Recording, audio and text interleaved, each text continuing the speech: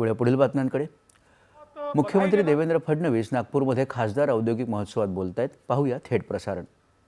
मुझे इस बात की भी खुशी है कि स्मेल्टर्स का तो हमने अभी एमओयू किया और जैसा बताया कि 10 दिन में 7 दिन में वो एमओयू हुआ है। 10,000 करोड़ की इन्वेस्टमेंट उसमें आने वाली है और उसके साथ साथ आज एक और एमओयू हुआ जो शायद 7 मिनट में हुआ है।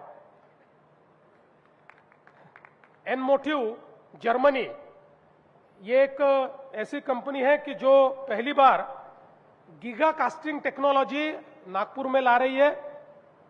गीगा कास्टिंग टेक्नोलॉजी का फायदा ये होता है कि नॉर्मली किसी ऑटोमोटिव में कई पार्ट्स तैयार होते हैं और फिर उसको जोड़ा जाता है।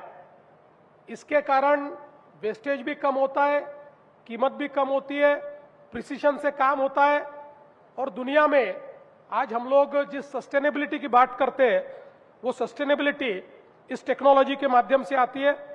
तो 3 व्हीलर ईवी के लिए ये एक बहुत ही, कल मैंने उसका डिजाइन भी देखा, मैं ऐसा मानता हूं कि एक प्रकार से ईवी 3 व्हीलर के सेक्टर को रिवोल्यूशनाइज करने वाली इस प्रकार की इन्वेस्टमेंट है, जिसमें अपेक्षा यह है कि 80% विल बी एक्सपोर्ट। तो एक बहुत बड़ा एक्सपोर्ट कंपोनेंट इसमें होगा और उसका R&D सेंटर भी यहां पर होगा। करीब 2500 करोड़ रुपए की इन्वेस्टमेंट होगी। 6,000 लोगों को इसमें से एम्प्लॉयमेंट मिलेगा, 10,000 लोगों को इनडायरेक्ट एम्प्लॉयमेंट मिलेगा। और मुझे इस बात की खुशी है कि हमारे प्रसन्न मोहिले जी ने कल मेरी मुलाकात उनसे करवाई और मैंने उनको कहा था कि आपकी जो शंकाएं हैं, आप कल सुबह हमारे इंडस्ट्री सेक्रेटरी के साथ बैठिए और आपकी कोई शंकाएं अगर रही तो हम उसके ऊपर समाधान करके बाद में इसके ऊपर आपके साथ एमओयू करेंगे। लेकिन आपकी शंकाओं का समाधान हुआ तो आज ही आप एमओयू कीजिए। और आज इंडस्ट्री सेक्रेटरी के साथ बैठने के बाद 7 मिनट में उनकी जितनी शंकाएं थी वो हमारे इंडस्ट्री डिपार्टमेंट ने दूर की और अभी अभी उन्होंने एमओयू यहां पर किया है। इसलिए मैं उनका भी बहुत बहुत अभिनंदन करना चाहता हूं।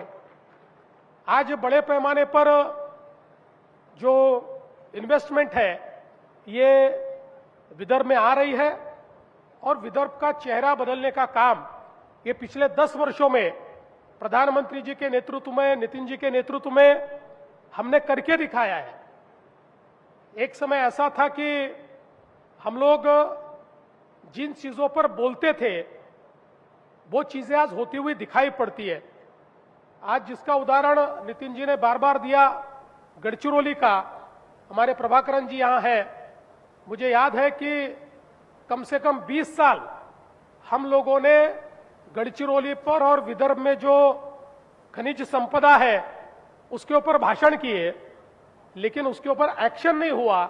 लेकिन 2014 के बाद अब ऐसा एक्शन हो रहा है कि ये हमारा गढ़चिरौली, चंद्रपुर, वर्धा, नागपुर, भंडारा, ये सारा इकोसिस्टम अब एक प्रकार से स्टील हब ऑफ इंडिया बन रहा है।